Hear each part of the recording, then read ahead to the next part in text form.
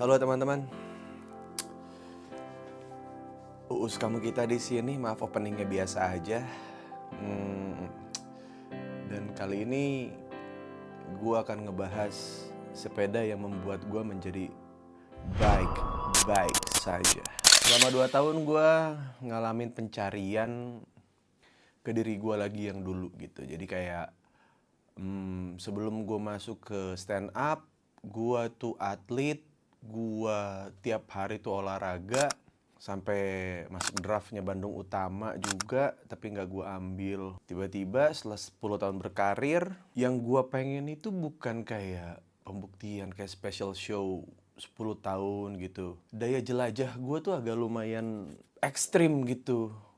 Orang yang sangat penasaran terhadap kenapa ya orang bisa gini, kenapa orang bisa gitu. Akhirnya gue memutuskan waktu itu, di tahun pertama gue jenuh tuh, ke boxing. Dan gue menyadari kalau di situ tuh area yang nggak pernah gue lakuin sebelumnya. Gue orang yang paling gak tegaan, maksudnya untuk kayak ya boro-boro mukul gitu ya, maksudnya dorong atau apa gitu. Kayaknya hidup gue tuh gue semabok-maboknya, gue nggak pernah berantem gitu. Dan gue mencoba untuk kayak aku mau explore deh, kayaknya ini hal yang baik buat gue, karena ini hal yang belum pernah gue lakuin sebelumnya. Akhirnya gue boxing tuh sampai titik dimana ke psikologis gitu. Gue bertanya-tanya tuh, apakah gue harus ngebuat orang jatuh babak belur supaya gue bisa menang gitu, atau supaya gue bisa bahagia? Kayaknya gue nggak gitu deh. Nah di situ tuh gue udah mulai kayak apa ya? Gue tertarik sama boxing, gue suka dengan sainsnya gitu. Sport sainsnya boxing tuh gue sangat suka sekali gitu. Soal melawan diri sendiri, soal bagaimana kalau saat berlatih menuju ke pertandingan tuh kayak solitude. Solitude tuh maksudnya itu kayak lu tuh kayak melepas semua kebisingan tuh ngelawan diri lu sendiri. Yang ujung-ujungnya sebenarnya lu lawan orang gitu. Wah ini nggak cocok nih. Secara psikologis gue ngerasa kayak mungkin gue harus agak ngurangin nih gitu. Dan waktu itu gue akhirnya ngeliat story temen gue dari SD namanya Pandu, itu dia sepedahan ke Solo. Out of nowhere, gue nggak tahu dia punya sepeda road bike atau apapun, gue nggak ngerti. Terus tiba-tiba dia ke Solo. Itu sekitar 500 kilometer. Disitulah awal mula gue nyemplung ke sepeda tuh. Sama seperti boxing, gue ngulik sampai sampai kerak-keraknya gitu. Dan ini pun sepertinya sama. Yang ngebuat gue nyemplung sampai saat ini adalah karena gue bilang sama dia, kan gue punya sepeda, kok gue nggak diajak gitu. Gue waktu itu beli waktu pandemi itu udah mulai agak surut, itu 2022 kalau nggak salah. Iya 2022. Gue beli second Specialized ini, Tarmac SL6. Karena banyak teman-teman gue bilang kayak, ya lu butuhnya fungsi atau emang pengen gaya nih? Kalau pengen fungsi mah mending beli second aja, karena banyak gitu yang setelah pandemi surut itu banyak yang jual-jual sepeda gitu. Terus akhirnya gue dapat sepeda ini. Terus banyak lah yang anak-anak gitu yang ngajakin dalam kota atau apa gitu. Terus gue lihat di sosial media saat itu tuh kayak pesepeda-pesepeda tuh kayak dimusuhin gitu, yang udah ada jalurnya kok malah ngambil jalan lain lah. Ya drama-drama itu tuh lumayan kenceng tuh waktu itu tuh, karena emang pengguna sepeda waktu lagi pandemi itu emang tinggi banget gitu. Dan gue masih belum tahu gue mau di sepeda itu tuh apakah ada kategori lain gitu, apakah semuanya memang harus balapan di situ, harus adu cepet-cepetan gitu. Nah gue nggak tahu sama sekali gitu. Yang pada akhirnya gue cuma pakai sepeda itu sampai tempat nge-gym doang. Gue bahkan dulu pedalnya pun juga gue masih pakai pedal biasa yang plastik itu. Grup set yang sudah jadi bawaan waktu gue beli itu sudah Ultegra 5236, sprocketnya itu 32. Iya. Yeah. Keren kan gue? Gila, 3 bulan. 3 bulan sepedaan udah bisa ngurus sprocket, crank arm. Gue ngerasa nggak punya temen tuh saat itu. Nggak punya teman sepedahan lah gitu. Atau mungkin karena saat itu juga kayak gue juga menolak beberapa ajakan untuk sepedahan di dalam kota gitu. Jadi gue memutuskan buat udahlah, gue nggak mau sepedaan tuh cuma gaya-gayaan gitu. Dan gue nggak nemu nikmatnya bersepeda saat itu. Dan akhirnya ketemu si Pandu itu lagi di story, dia lagi di Solo 500 kilo, gue ngajak gue dong. Dan kebetulan saat itu upgrade pertama gue saat gue punya sepeda ini adalah gue ganti pedalnya dengan pedal klit. Jadi yang bisa sepatu yang ngunci gitu.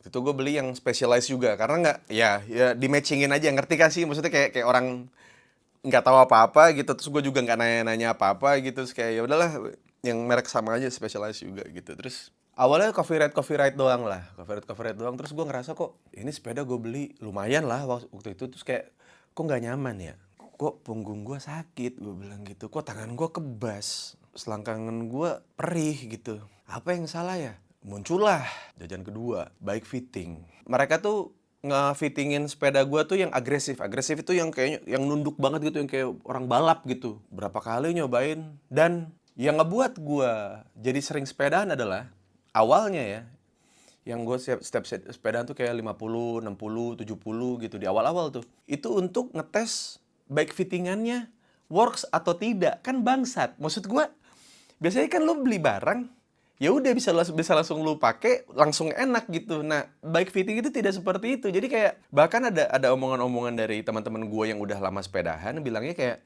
kadang-kadang yang bayar mahal nggak works, tapi pas lu ada yang bayar murah ternyata ini yang works. Ada juga yang bayar murah nggak works, pas bayar mahal nggak works juga. Akhirnya apa, ganti sepeda. Ada yang gitu juga, soalnya banyak variabelnya nih. Sepeda tuh kayaknya identiknya tuh kayak main ke rumah temen lah. Dan ini tuh dipakai buat kayak, kok orang bisa jauh-jauh gitu, kok bisa jauh, sedangkan gue 50 kilo, kok ini gue sakit, kok kaki gue kok kram gitu, kayak kesemutan gitu. Ternyata setelah bike fitting, pertama sama Om Denny, sepeda kita, itu lumayan tuh, membaik. Terus gue coba lah bike fittingan ke tempat lain, bukan berarti ini jelek ya, maksudnya mau nyobain aja gitu, variasi aja, siapa tahu ada alternatif nih gitu.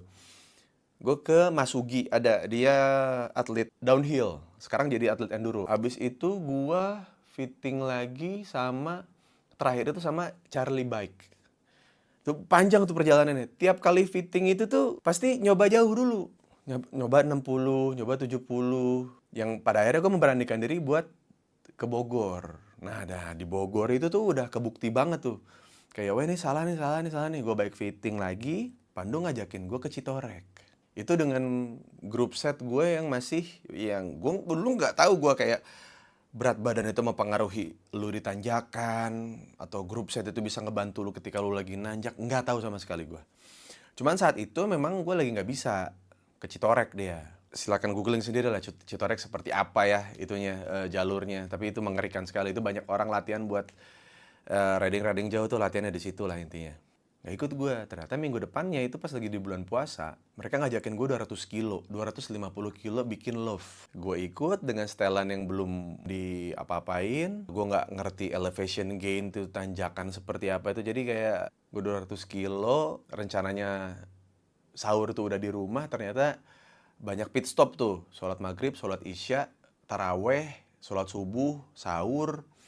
Dan itu tuh tiap ibadah ini tuh lumayan lama nongkrongnya gitu, karena kan nggak bisa langsung bareng, harus ada yang jagain sepeda kan. Jalan di 200 kilo gue akhirnya game over gue tuh di Babelan, karena itu di jam 9 pagi dan gue ngerasa kalau gue ngelanjutin lagi tanpa minum kayaknya nggak bisa. Itu gue ngerasain yang gue dari atas sampai bawah tuh udah nggak bisa sama sekali. Kayak gue lagi goes, gue naikin gear gue turunin gear itu berarti kalau yang lebih kecil tuh berarti lebih berat gitu, dan tapi lebih cepat gitu. Sakit, gue turunin lagi. Tapi kalau gue turunin di yang bisa gue goes, anak-anak jauh banget gitu, jauh banget.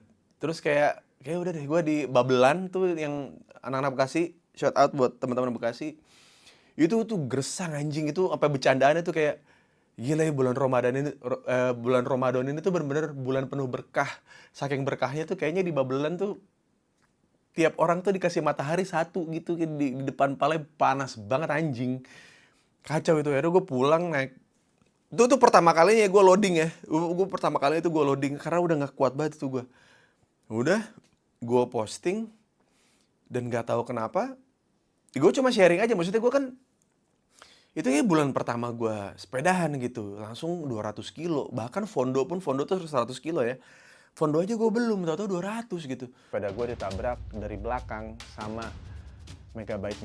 Halo teman-teman, jadi hari Sabtu kemarin gua dan teman-teman sepeda gua berencana nyari 200 km. Tapi di 12 km awal di Tebas Simatupang gua ngalamin kecelakaan sepeda. Yaitu adalah sepeda gua ditabrak dari belakang sama megabyte. Mbak yang mau berangkat kerja. Setelah ditelusuri ternyata memang dia memaksakan untuk nyalip karena alasannya kirain masih dapat. Kalau masih dapat berarti bersyukur Anda. Kalau Anda belum menopause, ya Mbak ya, gue tidak minta ganti rugi apapun. Gue cuma bilang sama mbaknya, kalau terjadi lagi kecelakaan dan mbak yang dirugikan, saya cuma berharap kalau mbak lebih bisa legowo seperti yang saya lakukan.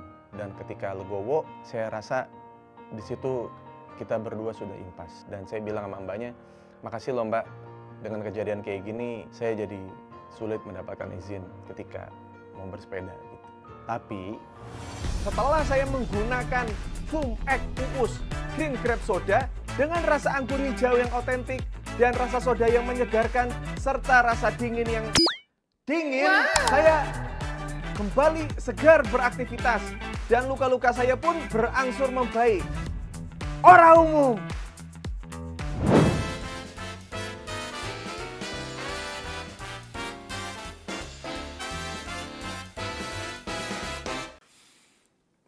Banyak orang yang support, banyak orang yang apa ya, anjing, orang sepedaan tuh baik banget ya, maksudnya kayak ya gue juga sering bercanda kan, kayak karena gue ngerasa itu nggak mungkin gitu, kayak wah siap-siap ini bentang Jawa gitu, tai lah pokoknya gue saat itu tuh, karena teman gue tuh nyekokin gue bentang Jawa mulu tiap dia main ke rumah gue habis sepedaan tuh dia pasti nyekokin gue bentang Jawa mulu. Udah terus sampai rumah tuh gila tuh, kayaknya ada berapa hari tuh badan itu kayak jadi orang yang di film Transformer yang lagi teriak-teriak terus meledak dar gitu, kayak coba abis itu pindah scene itu tuh kayak gak tahu gitu nasib dia seperti apa setelah itu tuh kita gak tahu, cuma kita udah tahu dia tuh mati gitu, kayak itu rasanya kayak anjing, badan tuh hancur banget. Akhirnya gue bike fitting lagi. Setelah 200 itu gue baru ke KM 0. Coba ini tuh tolol ya, maksudnya orang tuh sepedahan tuh biasanya tuh yang deket-deket dulu, medium, jauh, atau enggak yang deket dulu, habis itu nanjak deket, habis itu jauh, habis itu medium nanjak, habis itu jauh nanjak, kan ada lah matematikanya gitu. Ini tuh langsung 200 kilo dan apa ya? Ya kalau misalnya teman-teman pengen ngelihat apa namanya, kayak seperti apa perjalanan gue bersepeda, bisa lihat di Strava gue aja gitu, silakan. Dan menurut gue tuh kayak itu lo bisa lihat history gue kemana, yang KM 0 tuh. Setelah itu gue baru tahu kalau anjing ini ada tanjakan yang kayak gini ya gitu. Dan tiap kali gue kepayahan itu tuh gue selalu ganti sesuatu di sepeda gue pelan-pelan, karena gue diajarin sama Coach Charlie yang punya Charlie Bike Shop itu, biar gue tuh merasakan bersepeda itu nggak langsung yang paling bagus gitu. Jadi semuanya tuh ngandelin kemampuan dari ridersnya. Jadi satu-satu tuh chainring dalam gue ganti, yang awalnya 5236 jadi 5234 diturunin. Terus gue coba waktu itu ke KM 0 pakai itu, berhasil. Satu kali berhenti di Rainbow Hill ngisep gel sekali itu, terus nyampe atas. Abis itu gue ngerasa kayak wah ini kayaknya gue masih kayak nginjek batu, tau gak lo, kayak karena berat gue 90 dengan sprocket yang seperti itu, dan gue pengalaman bersepeda juga 0 gitu, sama kayak KM-nya 0 juga. Akhirnya gue balik lah ke bengkel, gue ganti sprocket belakang jadi 34, jadi agak lebih gede lah. Gue pertama kali ngalamin magisnya bersepeda itu waktu ke Pabangbon. Pabangbon itu kan gradiennya itu iblis tuh. Pokoknya ini ya buat teman-teman yang baru mau mulai sepedaan, ketika ada sebuah tempat yang kombinasinya adalah sebuah jalan dan binatang, itu sudah pasti rute bangsat. Tanjakan naga, kandang sapi, tenggorokan naga, brengsek itu rute itu. Dan waktu itu di Pamangbon gue ngelewatin kandang sapi.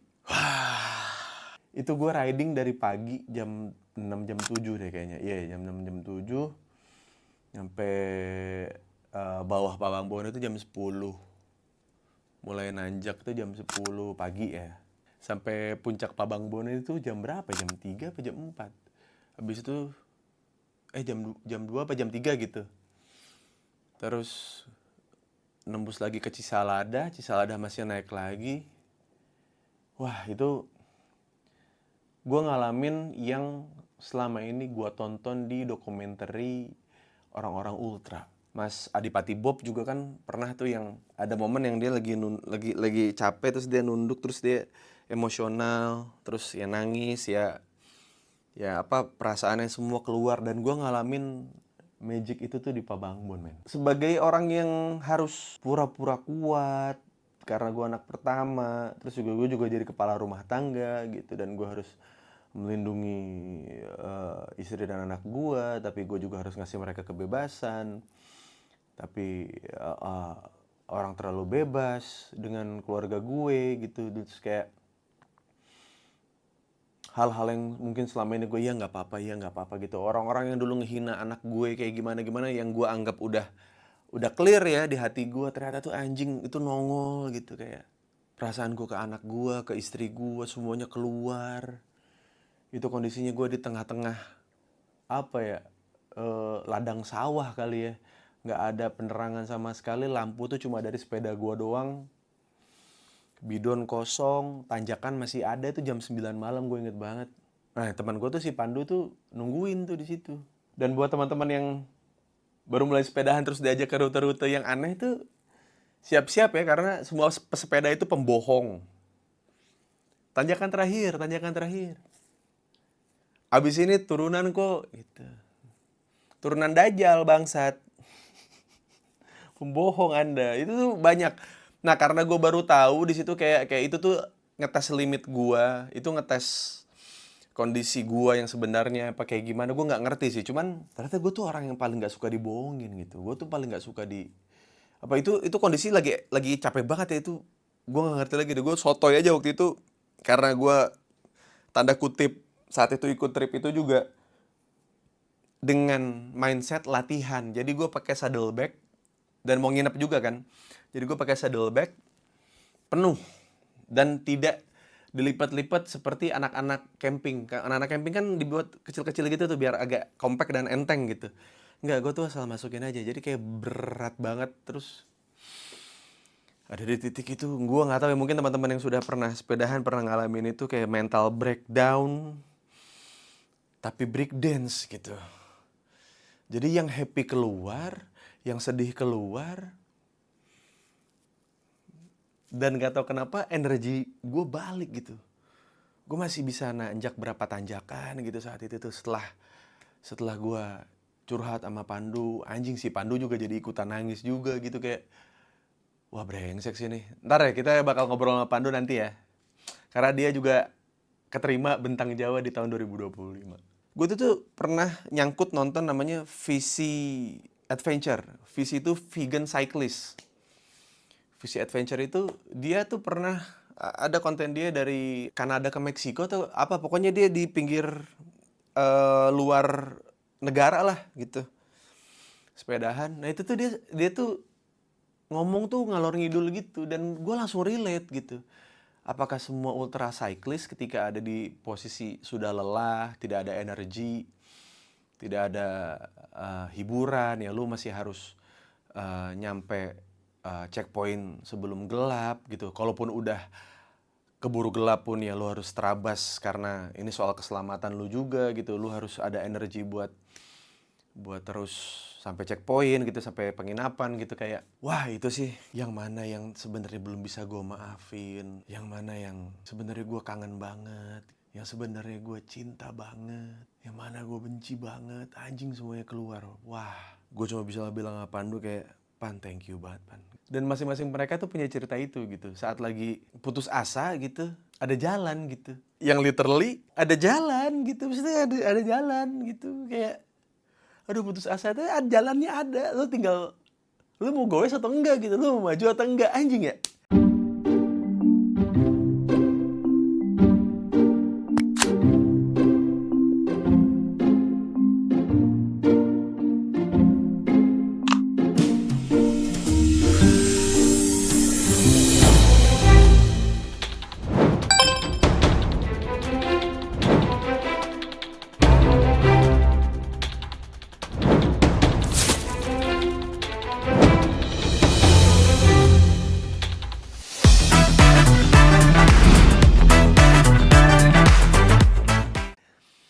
Wah, kacau sih tuh.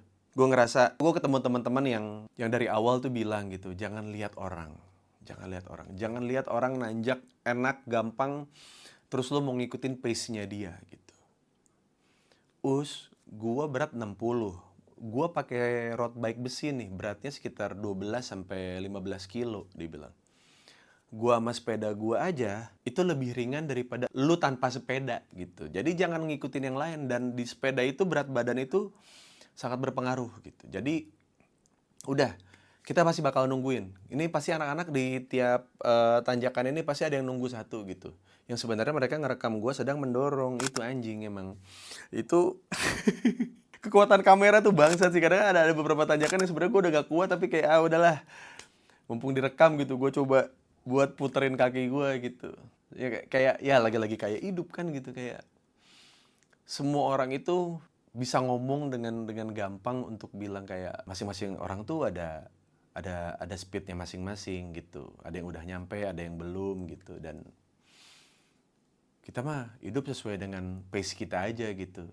Tapi ketika dihadapkan dengan balapan, nanjak, atau apapun yang bersifat ya kompetitif ya, entah kenapa beberapa orang itu tuh ketahuan aslinya. Emang dia kompetitif, emang pengen jadi yang terbaik gitu. Padahal itu bukan kompetisi, kita sedang riding bareng aja gitu. Dan gue dari awal tuh kayak, lu kayak nggak nge-push gitu. Kayak, iya karena gue nggak lihat lu pada gitu. Kalau gue ngerasa kayak, ya gue tuh bukan karakter di anime yang ketika gue baru nyemplung ke sepeda terus kayak anjing nih, ini orang berbakat. Enggak, hidup enggak anime anjing. Jadinya ya gue emang dari awal ketemu tanjakan udah gue nggak pernah nge-push kayak gimana. Gue cuma bilang ke diri gue cuma bisa ngelakuin yang gue bisa. Udah, semaksimal gue bisa gue kerjain. Dan gue nggak mau ngikutin orang. Maksudnya lihat teman-teman gue pada pung, gue kayak enggak. Tapi kemudian dari si gendut ini, Khairul nih, nanjak enteng-enteng aja. Itu ternyata main sprocket gitu. Sprocketnya dia gede banget.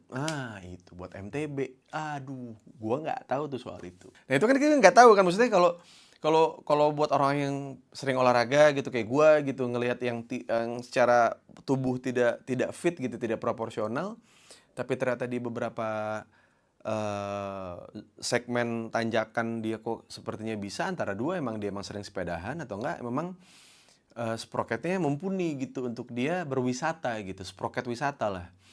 Dan di situ tuh gue ngerasa kayak iya ya, jangan pernah ngeliat orang tuh gampang nanjak tuh kayak gampang gitu, kayak nggak ada effort, nggak capek gitu. Padahal sebenarnya lu nggak tahu aja kalau memang settingan dia tuh dipakai buat nanjak gitu, spesialis nanjak. Itu pengalaman gue ngalamin magisnya ya. Itu disebut ultra juga enggak sih, ke Pabangbon tuh dari rumah tuh sekitar bolak-balik, nggak tahu lo, gue lupa di Strava gue berapa kilo. Cuman itu pengalaman spiritual sih. Itu pengalaman spiritual gue yang akhirnya gue ketagihan gitu. Karena kebanyakan orang itu nganggap kuat itu seberapa banyak beban yang bisa lu angkat gitu. Tapi ini tuh definisi kuat yang lain gitu. Seberapa jauh lu bisa bersepeda, itu juga kuat juga gitu. Cuman secara fisik nggak kelihatan gitu. Gue tuh sering bilang ke teman-teman gue yang kayak mau mulai sepeda takut apa gimana, gue bilang kayak, asal lu tahu ya, rata-rata tuh anak-anak yang doyan-doyan nanjak gitu, kayak teman-teman gue di Sabtu Nanjak Ing gitu. Itu tuh muka-muka itu muka-muka tampolan tuh kalau di SMA, sumpah, yang kayak depan dah beliin Coca-Cola, nih duitnya cuma 1.000 bang, ya gimana kayak caranya Coca-Cola pokoknya, yang muka-muka begitu. Tapi sepeda-sepedaannya brutal anjing. Gue ketemu Darmawan yang pakai sepeda fiksi gitu. Bang, lu sepedaan juga bang? Ya gue merhatiin story lu gini. Lu jauh juga ya baru mulai gini-gini. Ya gue mah ngikutin teman-teman aja, gue bilang gitu. Emang lu terakhir long ride kemana? Jakarta Bali bang. Astagfirullahalazim. Pakai sepeda fiksi. Lucu-lucu dah, lucu-lucu. Akhirnya gue ngerasa kayak orang-orang kuat ini tuh tidak kelihatan gitu. Orang-orang kuat itu tuh udah di sekitar kita bangsat. Yang kelihatannya tuh kayak cuma sepedahan di kota gitu, kayak cuma sepedahan kok coba buat coffee ride gitu. Ternyata dia juara pairnya Bentang Jawa gitu. Ternyata dia habis dari mana, habis ikutan apa gitu. Dia yang megang komnya mana gitu, kayak nggak kelihatan gitu. Gue sih tidak bukan berarti kayak oh ini kalau dalam kota tuh ini, kalau yang ultra tuh gini. Enggak, ini mah preference masing-masing aja. Toh juga banyak teman-teman yang ultra cycling pun latihannya pun di dalam kota. Maksudnya entah di Bintaro Loop, Mozia ataupun di apa namanya? Di Dalkot Sudirman situ buat naikin VO2 max-nya gitu. Enggak, semuanya tuh berkaitan kok. Ini kan gue cuma nyeritain apa namanya cerita gue dari awal gitu, kenapa gue baru sepedaan sekarang gitu, padahal gue punya sepedanya udah dari 2022. Ya banyak banyak yang ketemu di bengkel juga kayak, bang gue kemarin lihat lu sepedaan, gue jadi pengen sepedaan. Dia beli sepeda, dia beratnya 120 kilo lah segala macem. Dan menurut gue ini adalah olahraga yang paling safe buat dengkul lu. Akhirnya gue bisa ngomong ini juga kayak FOMO tuh nggak apa-apa, mau ikut lari, ya, mau ikut trail run atau mau ikut sepedahan, nggak apa-apa. Tapi lu harus tahu nih mekaniknya apa. Apa yang akan tergerus dari diri lu. Misalkan kayak lu berat 100 kilo, terus tiba-tiba ada half marathon lu ikut, ada 5K lu ikut, lu tidak ada punya latihan apa-apa. Temen gua tuh Pandu tuh, dia banyak ada di event gitu. Dan dia banyak ngalamin ngeliat orang yang mungkin gak latihan, tapi ambi gitu, pengen kelihatan mungkin di Strava-nya bagus, buat postingan bagus gitu, tapi maksain gitu. Dadah gitu. Dan semenjak lari ini jadi booming banget dan itu adalah hal yang bagus, yang bermunculan lebih banyak lagi apa sih? Tempat fisioterapi. Gue tuh selalu ngasih tahu ke teman-teman gue juga kayak, kalau lu pengen lihat efektivitas dan hasilnya ke tubuh lu seperti apa, lu lihat pro atletnya. Pro atlet maraton itu, Kipchoge itu kering bos badannya, nggak ada otot apa-apa udah. Semuanya dikorbankan buat kardio, buat jantung gitu, buat endurance. Secara estetik tidak masuk gitu. Tidak keren gitu badannya, cuman ya pace 3 gitu. Lo lihat pelari sprinter beda tuh sama yang pelari maraton. Yang sprinter mah dedek-dedek tuh badannya. Oh berarti memang mereka mempergunakan otot untuk explosiveness gitu.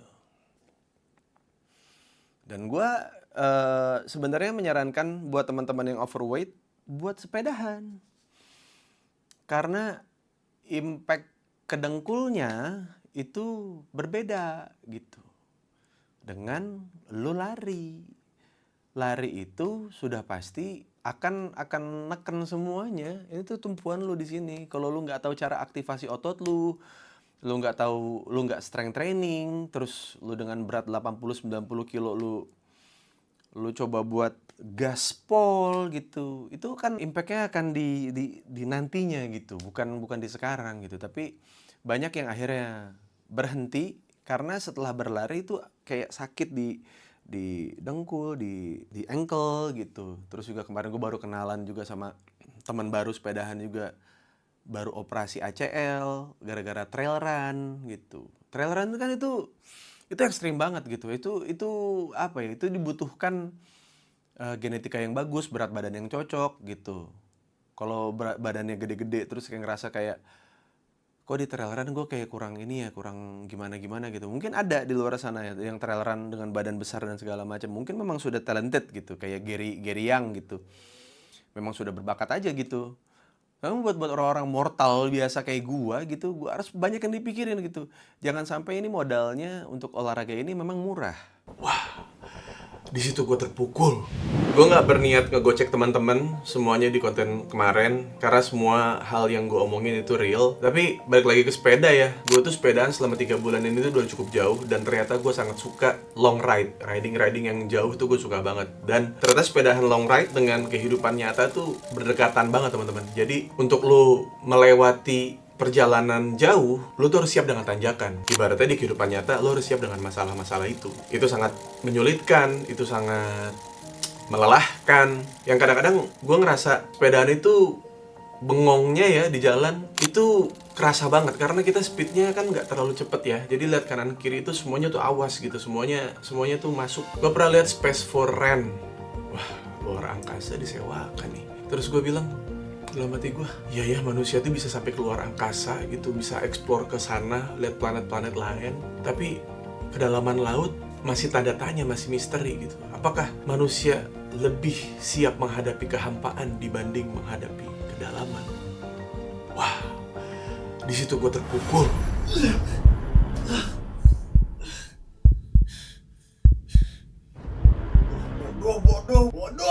Bodoh. Di saat seperti ini, ada satu hal yang bisa gue lakukan.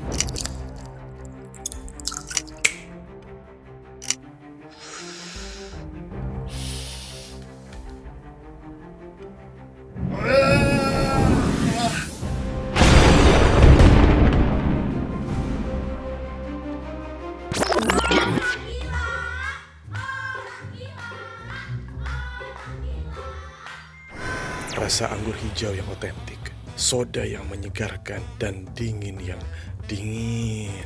Green Grape Soda sudah bisa kamu beli sekarang. Gitu. Tapi operasinya tuh mahal. Dan tidak semua orang yang suka olahraga kardio kan olahraga yang paling murah karena bisa lo lakuin di mana aja selama heart rate lo naik gitu. Ini kalau dilakukan sembarangan juga hasilnya juga bakalan ya jelek juga buat badan, pengapuran di dengkul gitu. Lo juga tidak bisa lagi kayak setelah operasi mungkin bisa lebih kuat ataupun mungkin lo akan mengurangi intensitas lo olahraga gitu. Jadi gue sangat-sangat recommended gitu buat teman-teman yang mungkin overweight sedang diet gitu. Kemarin gue ketemu yang 120 kilo itu juga dia bilang kayak ini disuruh istrinya untuk sepedahan juga gitu, untuk olahraga lah setidaknya gitu. Yang gue bilang kayak ya nggak apa-apa, yang penting lu suka dulu aja sama sepedahannya gitu. Memang kalau nggak ada temennya lama-lama tuh akan semangatnya berkurang gitu. Tapi ya kalau lu pengen yang low impact ke tubuh lu gitu tanpa ada goncangan ya, lu tiba-tiba lu badan 120 kilo ikut trail run gitu, lu lagi downhill jalan ke bawah lari set berat lu 120 kilo plus gravitasi plus itu turunan dan speed gitu lu kenceng, berarti ya berat badan lu kali 3 kali 4 kali. Itu yang ditopang sama dengkul lu gitu, dan itu dibagi ke ankle, ke pinggang, ke leher gitu. Itu bahaya banget. Dan ini sepeda ini sekarang sudah kilometernya sudah 2.200 ya. Terakhir ngecek gue selama 3 bulan ini gue 2.200, dan selama 2.200 kilometer itu gue ngerasa ada yang membaik gitu di diri gue gitu. Ada yang membaik juga di kepala gua gitu. Ada satu komentar yang menarik sih, maksudnya di setiap long ride gitu yang teman-teman yang ya tiba-tiba riding 400 kilo, 500 kilo gitu, kayak semoga udah selesai ya masalahnya gitu.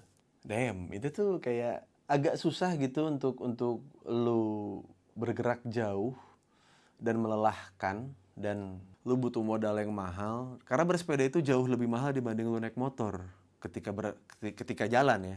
Lu misalkan ke puncak ngisi bensin 50.000 tuh udah bolak-balik lah gitu. Nah sepedahan itu ke puncak ya berapa kali ya, makan, ngisi air, beli cemil-cemilan buat dicemil di jalan gitu. Gue juga baru tahu soal fueling buat bukan filling ya, fueling. Jadi ya ngisi bensin karena kita bensin kita tuh mesinnya gitu. Makanan itu bensinnya. Jadi kayak kita harus take care, dan itu juga yang ngebuat gua jadi semakin jatuh cinta dengan sepeda juga gitu, karena gue harus care sama diri gue. Selama ini tuh gue care sama gue autopilot aja gitu, kayak gue ya sekedar main game itu buat quality time, buat healing dan segala macam gitu. Dan ya pas sepedahan itu ternyata gue harus tahu nih gitu, kayak gue nggak boleh lapar gitu. Kayak kalau gue lapar terus di depan nggak ada warung, nggak ada Indomaret, nggak ada Alfamart, tapi kayak masih ada nanjak gitu, masih jauh gitu, kayak gue pasti akan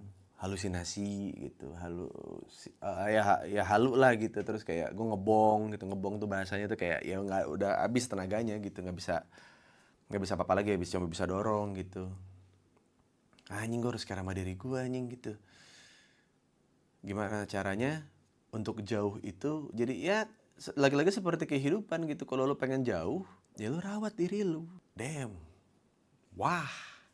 Dan mendapatkan sekedar peace of mind itu juga, ternyata lu bisa dapat peace of mind itu ketika lagi nanjak, pas lagi kondisi mungkin lagi ya lu sudah tidak bertenaga, lu tidak punya asupan makanan, lu nggak punya apa-apa lagi yang lu bisa andelin, cuma diri lu sendiri gitu. Lu bilang ke paha lu kayak yuk, jangan keram yuk gitu. Yuk, bisa yuk, tolong ya gitu. Kayak anjing, gue jadi sayang nih sama kaki gue gitu, gue sayang sama badan gue gitu. Ya mungkin tuh sejauh inilah, maksudnya ini udah mungkin ini jadi konten pertama gue soal sepeda-sepeda gini. Jadi buat para suhu nih sepedahan nih, mohon maaf nih kalau ada salah-salah kata ini dari saya nih, karena kebetulan gue baru banget nih 3 bulan ini sepedahan. Gue di awal-awal juga nggak mau banyak konten ini itu, karena menurut gue sepeda ini tuh apa ya salah satu pemicunya juga adalah longevity gitu. Longevity itu adalah panjang umur, dan gue ngerasa ya gue tinggal di Bandung gitu, terus selalu gue lihat ada pak ade apa, mamang-mamang, aki-aki, bapak-bapak gitu yang naik sepeda tuh di weekend tuh di tanjakan. Terus seolah-olah tuh tanjakan itu tidak ada apa-apa. Apakah tanjakan di hidup dia tuh jauh lebih miring gitu, lebih berat gitu dibanding tanjakan yang sedang dia lalui? Gue juga nggak tahu juga gitu. Tapi nggak tahu kenapa akhirnya gue mengerjakan satu hal yang disampaikan oleh Pak Ade Marwoto. Pak Ade Marwoto tuh bilang, kamu waktu muda tuh jangan, mumpung masih muda ini tuh jangan sombong gitu. Kamu jangan ngerasa kamu bisa minum sebanyak apapun dan besoknya kamu tidak merasakan apapun.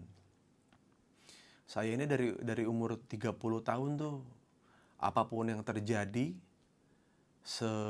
sesibuk apapun saya usahakan setiap kali saya sedang tidak bekerja, saya sedang ada di rumahnya di Jogja itu, untuk sepedahan jam 5 pagi itu 5 kilometer dalam satu hari itu. Jadi kayak akhirnya gue melaksanakan apa yang waktu itu Anda sampaikan, dan waktu itu mungkin belum masuk akal gitu. Dan apa yang mungkin gue omongin kali ini juga mungkin nggak masuk akal buat lo gitu. Cuman semua akan masuk akal pada waktunya. Ketika lo mungkin bergelut di sini juga akan masuk akal gitu. Dan gue suka banget sainsnya sepeda gitu, dan gue tahu dengan berat gue yang segini tuh gue tidak akan bisa menanjak dengan seluwes teman-teman yang lain gitu, yang berat badannya lebih ringan gitu. Dan gue juga tahu ternyata ada gear ratio yang bakal bisa bantu lu dengan berat badan lu, ada saddle yang bisa membuat pantat lu lebih nyaman, ada jersey yang lu pakai itu yang ketat itu yang nggak semua orang nyaman mungkin pakainya gitu. Dan bib, namanya bib ya, bukan bib Hussein Jafar, bukan. Bib tuh nama celana terusan itu ya, celana ketat tapi itu nyampe ke atas, itu namanya bib. Lu pasti pada komplain dengan harga gitu, lu pasti akan komplain dengan anjing nih sepedahan ini modalnya banyak banget ya. Tapi memang mahal sih gitu. Tapi yang murah juga ada. Dan pada akhirnya ketika lo beli yang murah, lo riding, ada yang kurang, lo baru tahu nih kualitasnya seperti apa, lo upgrade sendiri gitu. Ini demi kenyamanan lo, ini demi perjalanan yang lebih menyenangkan gitu. Jadi semuanya tuh fungsional gitu. Bahkan gue ngelihat temen gue aja yang pakai apa ya, sepeda road bike besi si Pandu itu pakai grup set Claris yang cuma 8 speed nyampe Solo kok gitu. Sebenarnya mah tergantung elunya gitu. Mungkin kalau masa lalu berat mungkin akan lebih punya tenaga buat ultra.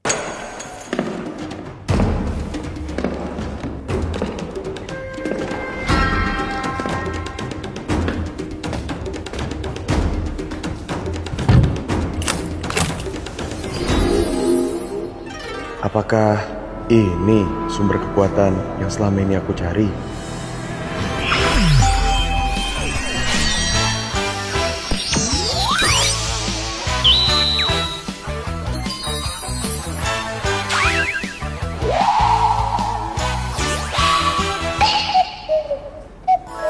Kawaii, kawaii, kawaii, kawaii. Kayaknya ada yang salah.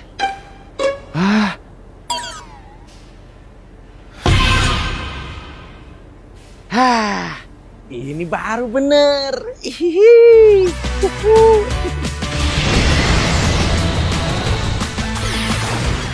Boom X Uus. Game on. Flavor activated.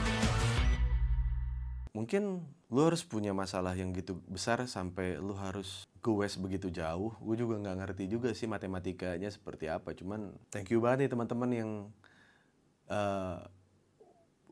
udah nonton konten ini gitu. Setelah ya mungkin ini akan menjadi pengingat gue gitu kalau gue akan terus bikin video gitu. Gue akan terus update YouTube gue gitu. Sorry selama 2 tahun kemarin ini banyak hal yang terjadi gitu, yang baru kali ini gue bilang ke diri gue untuk kayak tidak usah diceritakan ke siapa-siapa, tidak penting. Yang penting saya hadir, gitu aja. Sepeda ini sudah membawa saya 2.200 km. Ini ada sempat bercandaan sama Andika Pratama. Andika Pratama punya motor BMW yang ada di garasinya dia. Ini gue punya BMW ini tuh udah 5 tahun. Motor kilometernya 1.000 gitu. Lalu sepeda 2.000 gimana gitu. Gue juga nggak tahu gitu. Dan gue suka aja ada orang-orang yang mungkin sepedahan juga ya, yang ngekomen ya story gue atau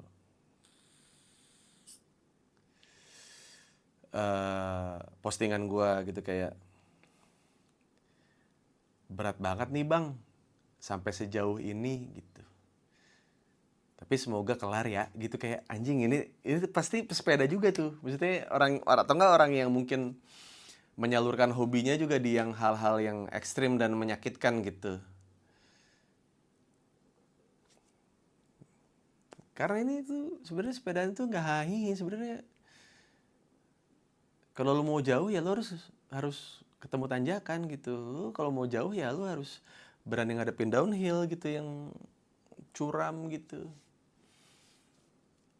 Banyak banget dari gue sepedahan selama 3 bulan ini yang gue rasa banyak yang relate sama apa yang gue sudah lewati gitu. Kayak cycling gitu, recycling, daur ulang. Cycling kan berarti muter gitu, kayak cranknya gitu, muter gitu. Dan gue akhirnya ketemu teman SD gue, ketemu teman SMA gue, Eca, yang Bentang Jawa 2024 pakai sepeda kargo. Ketemu lagi teman kuliahan gue yang sepedahan juga. Terus kayak anjing cycling anjing gitu, kayak gue ngerasa sedang jenuh dengan semua apa yang gue kerjain gitu. Terus ketemu dengan road bike gitu, dan apa ya, road bike tuh kayak road to baik-baik saja gitu, kayak mungkin itu kali ya, kayak buat gue ya kayak menuju ke baik-baik saja. Dan gue seneng sepeda gue nganterin gue sampai titik ini gitu, dengan upgradean yang lumayan lah. Maksudnya kayak Ya karena gue ngerasa gue harus ngulik gitu, gue harus ngerasain rasio segini, gue harus ngerasain sprocket segini, gue harus ngerasain yang pakai cleat road bike sama cleat MTB. Sekarang gue pakai cleat MTB karena gue tahu teman-teman gue tuh suka punya rute-rute yang tanjakan terakhir. Nah, tapi abis itu dorong, abis itu sudah prepare ya. Kita sudah pernah dikerjain di rute-rute yang bodoh-bodoh itu. Cuman ya ini mungkin jadi checkpoint gue pertama gitu. Gue bikin video ini setelah 2.200 km. Dan semoga banyak teman-teman di sini yang jangan lihat dari sepedanya gitu, teman-teman. Yang penting mah sepedahannya. Banyak brand yang bisa kalian beli dengan harga yang oke. Maksudnya nggak terlalu murah juga, nggak terlalu ini juga, nggak terlalu mahal juga. Cuma emang pada akhirnya kalian juga akan ngerasain lebih, karena yang orang tahu tuh ini sepeda pertama gue. Padahal sebelumnya ini gue udah pernah punya Surly gitu. Itu gue belum ngulik. Jadi gue waktu itu punya Surly, terus kayak teman gue bilang kayak, us gue bayarin aja deh, gue mau mulai sepedahan nih. Ya udah, akhirnya dibayarin sama teman gue, dan akhirnya gue beli ini.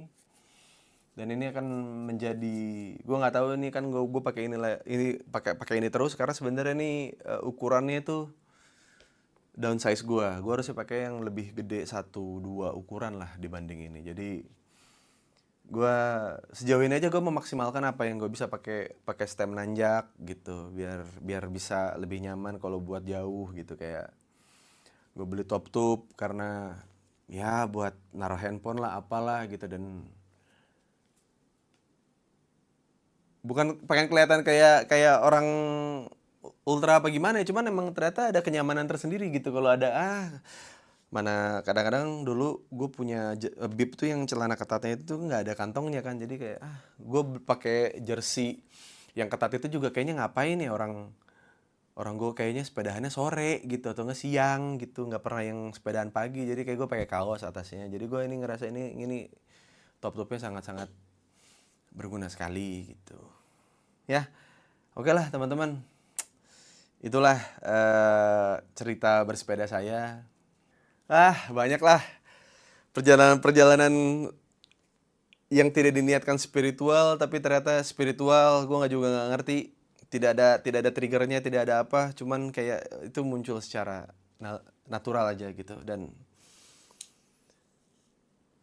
ya semoga teman-teman yang mulai bersepeda bertahap aja, jangan kayak gue tuh terlalu tolol.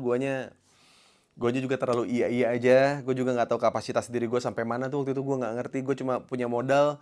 Gue sering nge-gym, gue sering olahraga. Udah, makanya gue tiap kali mereka mau kemana-kemana tuh teman-teman gue tuh ya punya keyakinan kalau gue tuh masih bisa, karena gue punya apa, fitness levelnya lumayan lah gitu. Jadi kayak buat teman-teman jangan ditiru, tapi ya jangan iya aja gitu, karena tapi ya kalau iya juga nggak apa-apa sih, maksudnya jadi tahu gitu, maksudnya oh ini rutenya seperti ini, apa yang gue butuhin tuh apa gitu. Buat sepeda-sepeda yang harganya murah atau gimana itu banyak di online, banyak banget sumpah. Yang second juga banyak, yang baru tapi brandnya yang terjangkau juga ada gitu. Jadi paling sebenarnya yang paling paling mahal tuh di group set sih sama di wheel set gitu. Dan untungnya wheel set tuh gue belinya kan waktu itu gue beli second, jadi emang udah semuanya gitu. Jadi ya selamat bersepeda. Selamat menikmati jalanan, selamat menikmati perjalanannya,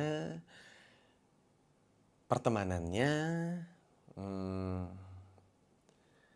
dan semoga teman-teman yang bersepeda semuanya baik-baik saja, karena Uus baik-baik saja.